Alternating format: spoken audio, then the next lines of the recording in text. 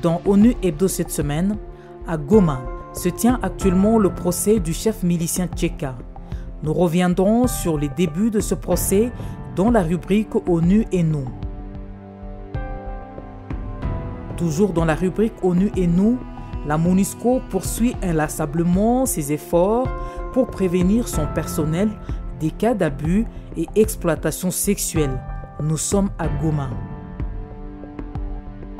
Et dans Focus, la MONUSCO, dans le cadre du programme Réduction de violences communautaires, finance un projet d'appui à la réinsertion socio-économique de jeunes démobilisés et jeunes à risque à travers des activités agro-pastorales et des activités génératrices de revenus. C'est dans le territoire de Nyiragongo, au Nord Kivu. Bonne réception.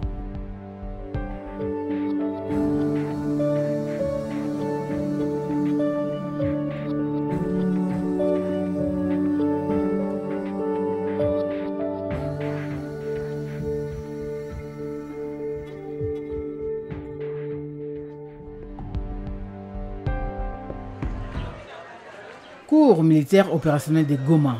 Une salle comble pour un procès retentissant et très attendu, celui du prévenu Ntabo Tcheka, ex-chef de la milice Nduma Defense of Congo, NDC.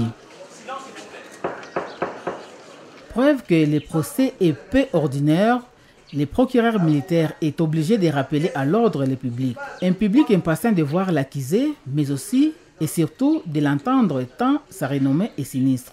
Pour rappel, Tcheka, à la tête de sa milice, est poursuivi pour crimes et viols de masse dans le sillage de nombreuses attaques perpétrées au Nord Kivu, essentiellement dans les territoires de Walikale. Équitable. Il faut que je sois assisté, il faut que je me fasse assister par les avocats de mon choix.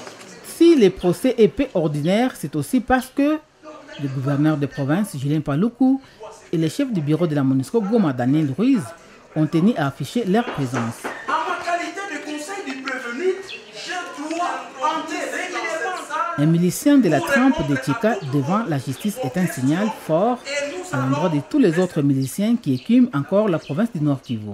Le fait qu'il se rende, ça a été un soulagement pour toutes les victimes qui se trouvent dans ce cercle-là de Walikale et d'ailleurs, qu'il se soit rendu auprès de la MONUSCO, parce que peut-être il estimait que s'il se rendait auprès des FARDC, il croyait peut-être que le pire lui arriverait. Mais finalement, il atterrit toujours entre les mains des FARDC. Je crois que c'est un grand succès pour l'État congolais et surtout pour le peuple congolais, pour les milliers ou millions de personnes qui souffrent de ce conflit qui n'a que trop duré, où près de 6 millions de Congolais ont péri directement ou indirectement de ces atrocités. Et il est temps d'en finir avec ces groupes armés. Ntabo Tcheka, comparaissant avec 3 de ses acolytes devant la cour militaire, et de nature à ravir la population et la société civile de la province du Nord Kivu. Mais la chose la plus importante sur le plan juridique, à mon avis, c'est la question des victimes. Tcheka a été chef de guerre pendant autant d'années dans le territoire de Walikale. Il y a autant de victimes qui ont été touchées par les crimes commis par Tcheka. La chose la plus importante, c'est de savoir, au terme du jugement, au terme de la condamnation de faits commis par Tcheka, est-ce qu'il y aura réparation de victimes? Nous attendons beaucoup de ces procès. Parce qu'on a suivi beaucoup de choses être dites, comme je le disais tantôt. Mais maintenant qu'il est devant le juge, nous attendons qu'il s'explique, qu'il réponde à toutes les accusations portées à charge. Et c'est vrai, il faut donner cette possibilité à l'accusé d'être assisté, donner cette possibilité à l'accusé d'avoir également des témoins à décharge. Comme population, on veut que ce soit un exemple, et un exemple sérieux. Et donc sinon, on ne va pas dire que Tcheka qui soit condamné à mort ou à 100 ans, ça ne résout pas le problème. Mais l'intérêt est dans le symbole, que l'État existe, que la justice existe. Suite à des exceptions soulevées par les chefs miliciens, le procès a été suspendu pour 10 jours.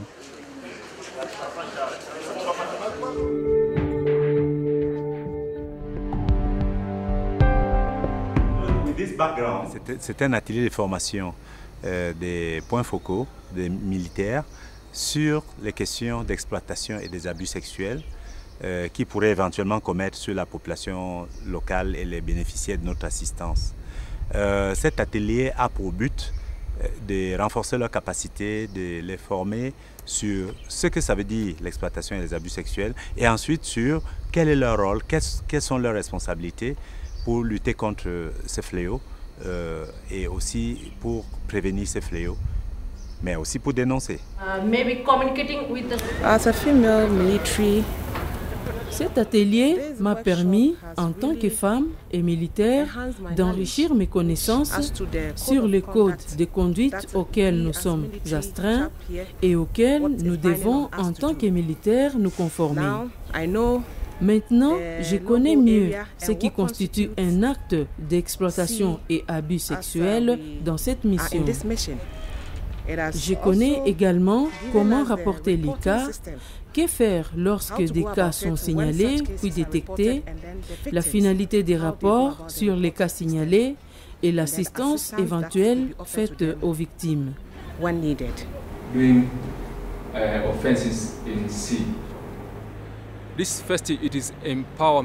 Je suis édifié et sensibilisé grâce à cet atelier. À mon tour, j'utiliserai les connaissances que j'ai acquises pour former mes collègues soldats de la paix, les informer et les sensibiliser sur l'exploitation et abus sexuels, les codes de conduite et les règlements de l'ONU.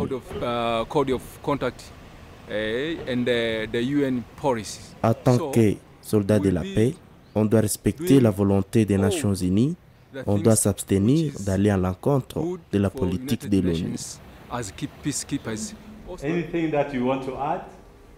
Généralement, qu'est-ce qu'ils vont faire immédiatement après leur retour? C'est faire un plan d'action. Un plan d'action qui va regrouper les aspects de prévention, les aspects de sensibilisation, les aspects de dénonciation, etc., etc. Et même de prise en charge des victimes. Je pense d'ailleurs que c'est une expérience qui a été très réussie dans le passé et ça a montré son efficacité dans le passé. Nous espérons qu'à la fin de cet atelier, que chaque contingent qui est équipé d'un point focal va être en mesure d'avoir 0 cas d'exploitation et d'abus sexuels. Nous espérons que la discipline va être davantage renforcée au sein des unités militaires. Donc, c'est vraiment des choses que nous attendons. Mais nous espérons aussi que si les contingents qui sont partis ont laissé peut-être, mettons, des personnes qui ont été victimisées d'une manière ou d'une autre, que ces personnes, quand elles sont au courant, le dénoncent. Thank you very much.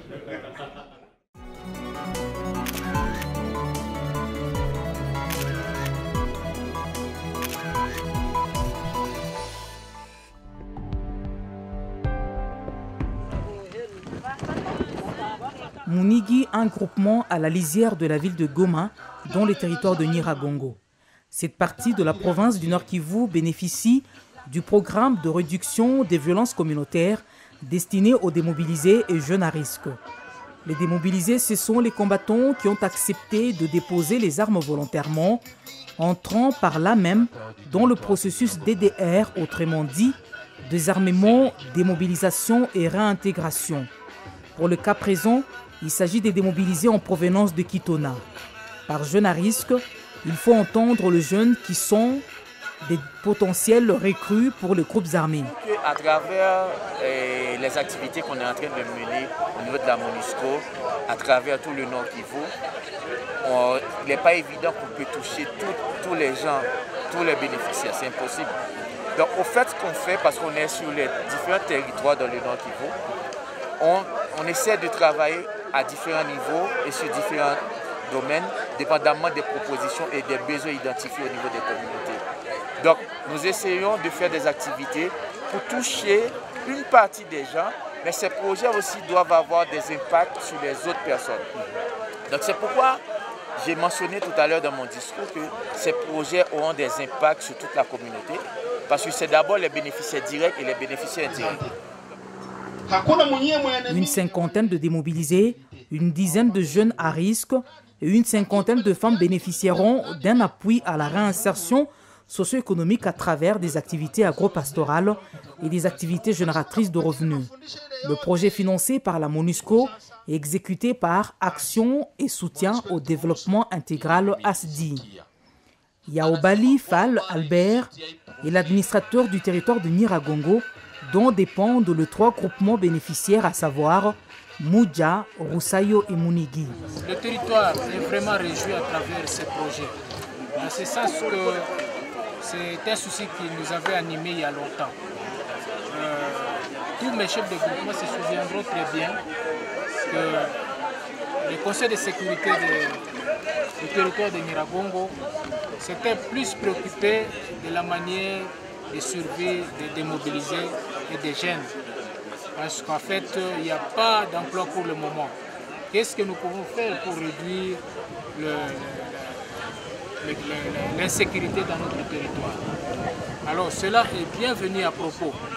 Alors c'est pourquoi je voudrais vraiment m'engager personnellement pour que le ASDI puisse faire son travail normalement et sans complaisance, et de manière à ce que ce qui sera orienté pour le financement soit vraiment utilisé à bon escient. Depuis sa mise sur pied en octobre 2016 par la MONUSCO, le programme Réduction des violences communautaires a développé plusieurs projets susceptibles d'occuper durablement les démobilisés et le jeune à risque.